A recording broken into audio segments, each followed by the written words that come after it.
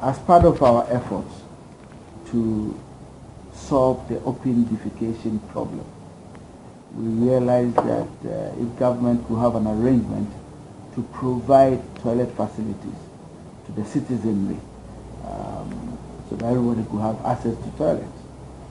Now, we have thought of an arrangement that we call Sanitation Business Model 1, where we are going to have series of business models under sanitation. And the Model 1 is a system where we'll provide toilets, construct toilets for landlords who do not have toilet facilities in their homes. So this will be provided to them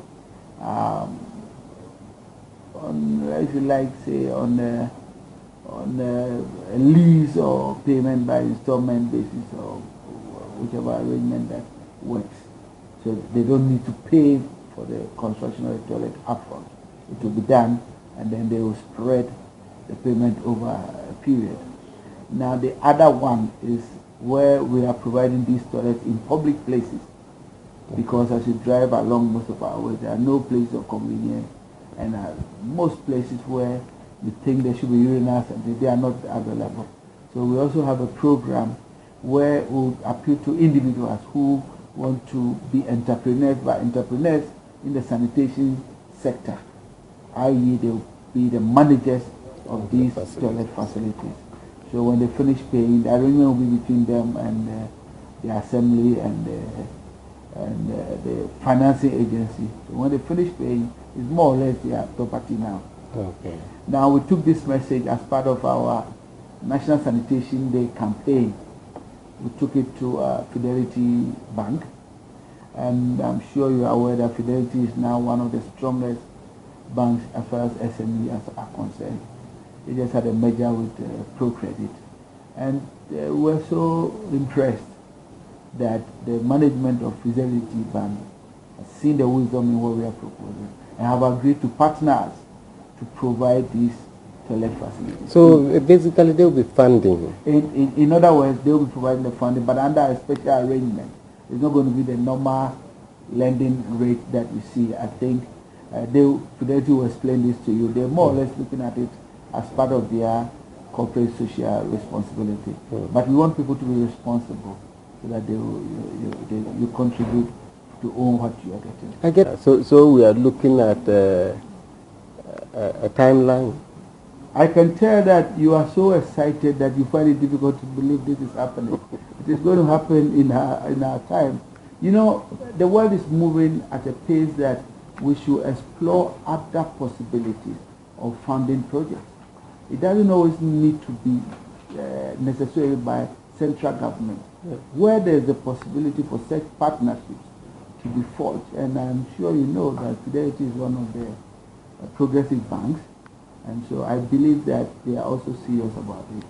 But maybe you need to pick a chat with them. Yeah, sure. So that we'll move on. This will happen by the grace of God, and we all witness it. Wonderful. And we are just hoping that with such a facility, the issue of open defecation will be solved. That's the baseline. That's the objective. That's the objective. But I think you can even own one. It's open to everybody. You don't need any special arrangement. All you need to do is to walk to your nearest assembly and say, look, I have a land at this corner and I want to have one. Or if the assembly can provide you with a land and you own one and you have a business going. See, these days entrepreneurship is becoming the order of the day, and elsewhere people are proud to describe themselves as entrepreneurs. Vis-a-vis what we are used to, that I work as an accountant, I work as a whatever you have.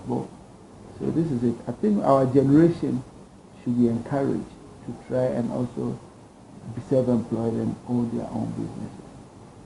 So we should have faith in this project, and we will see it come to fruition. Yeah, don't worry. Sometimes when I see that most of our people, not all, are so down-spirited. Yeah. It's partly because of what we listen to. Okay. Remember Larry King used to be an anchor on CNN. Yeah. and he had a slogan that goes, "You are what you listen to." I remember very well. So if you wake up in the morning and all you hear is that the world is coming to an end, our country is collapsing, Ghana is hopeless, that feeds into your psyche, and you are likely to believe that. Then what will happen to your children's children? They will not even have a place to stand. Let's be very real and very positive about the future of this country. The country is only 60 years or less. You know, other countries are 400 and something years. I am very optimistic that this country will move on and become one of the flagship for all of us to see in one day.